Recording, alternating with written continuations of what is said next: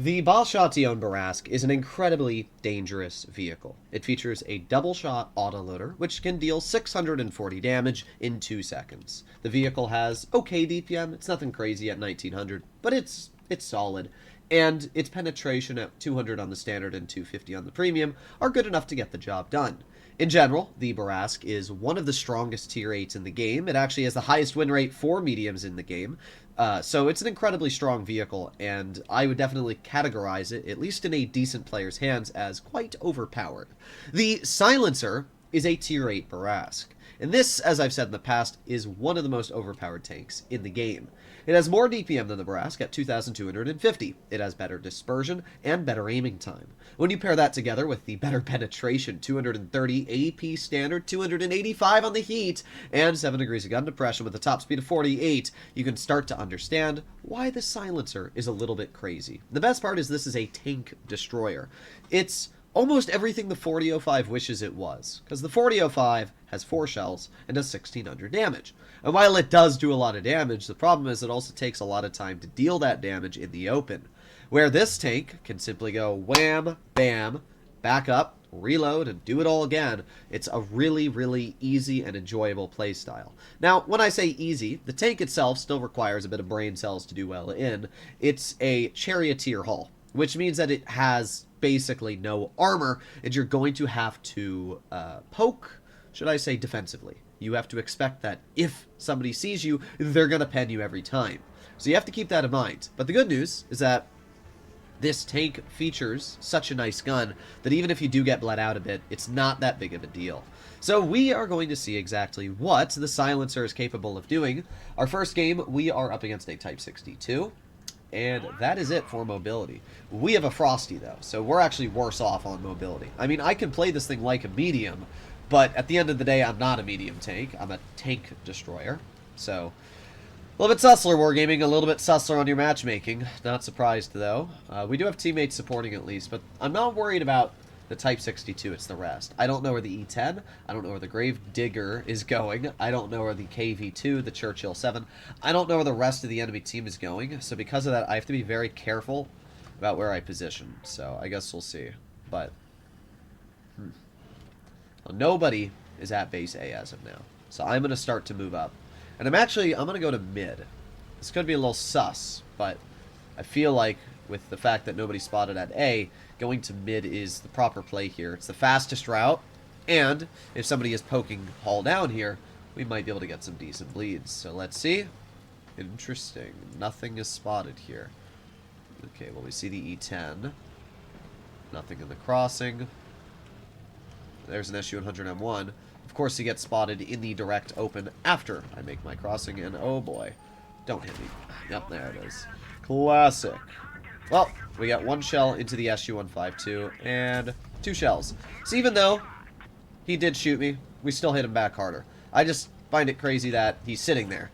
As I always say, it's not the skilled players that kill me, it's the unskilled players that you can't predict. Because who the heck's going to sit in an SU-152 in that spot there? I'm sure not. We got 1 shell into the Type 62.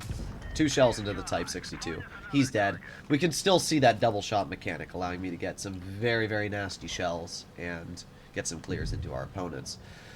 This team is not doing good, though. I can tell you that for a fact. Well, we have a full health Black Prince in our spawn, and what I'm hoping right now is that I can...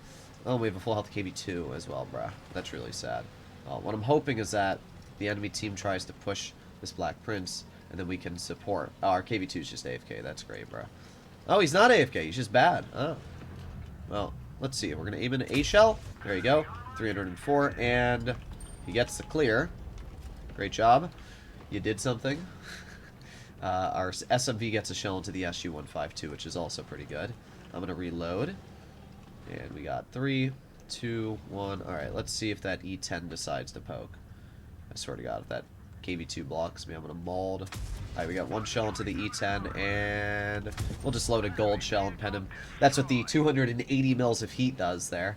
Well, pretty good stuff so far. The Grave is not enjoying life, and we are definitely going to win this.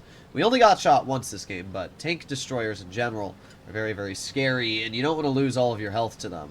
I don't know if we're going to get any more damage out. 955, 965. Come on. We can get at least a little bit of damage here. And there's one shell. And 2 shells. Sweet. There you go. Not a bad game. 2,286 damage.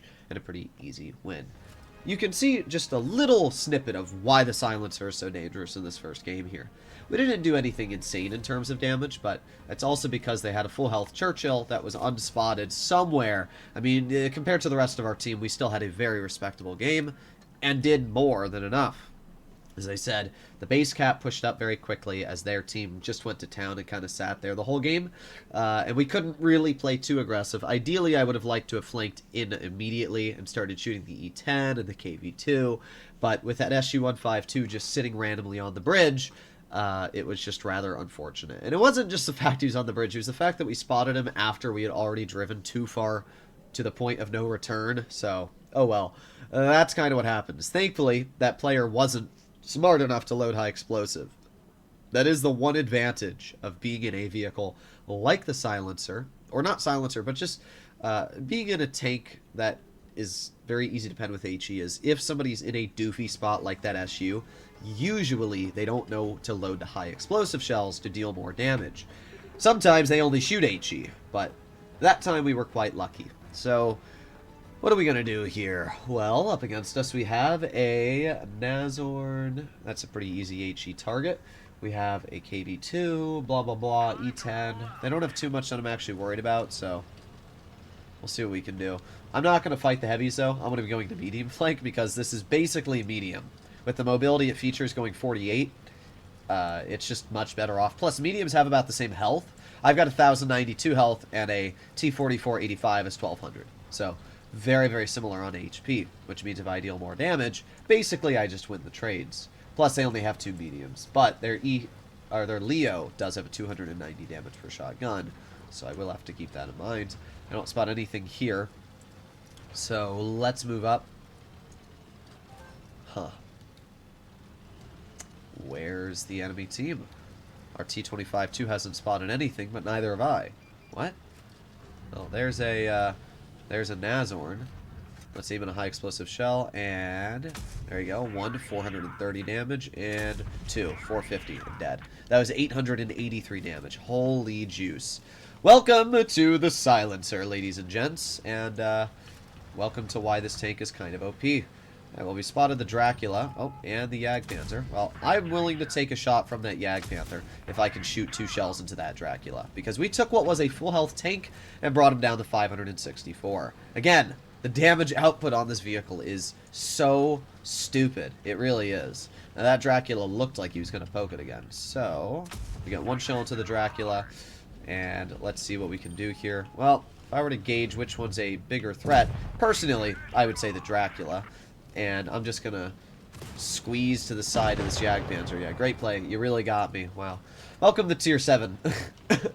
Tier 7 is just so stupid.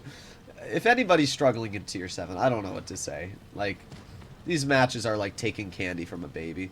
Wow, that E10 just got absolutely blasted. We are going to drive behind the AT7. We're going to get 1 shell, 2 shells. I could have HE'd the Leo, but honestly, the AT7 was easier. Figured I might as well shoot him. We got 5 seconds left on our reload. You can see that the DPM on this tank is surprisingly good, and that's what makes this vehicle so scary, is that it doesn't have bad DPM. 296, and we're not able to HE him, but we ammo rack him, so I guess it doesn't matter anyway. Alright, well, yeah, this was a pretty easy result, I would have to say. We did over 3,000, and, well, hey, we do get 1, and we're actually going to get 2. There you go. Sweet. 3,700 damage dealt. That's the silencer, and this is why it's such a good tank. I mean, the gun is incredible. The DPM is better than the brass. Everything's better than the brass. The only downside is that you have less HP, but you're at Tier 7. I mean, tier for tier wise, this is easily one of the most OP tanks, like, in the game. This thing is really, really stupid. If you have this tank, I would highly recommend mess around with it. It makes a lot of credits. As we can see, I earned 93,000 this game. I didn't even ace it.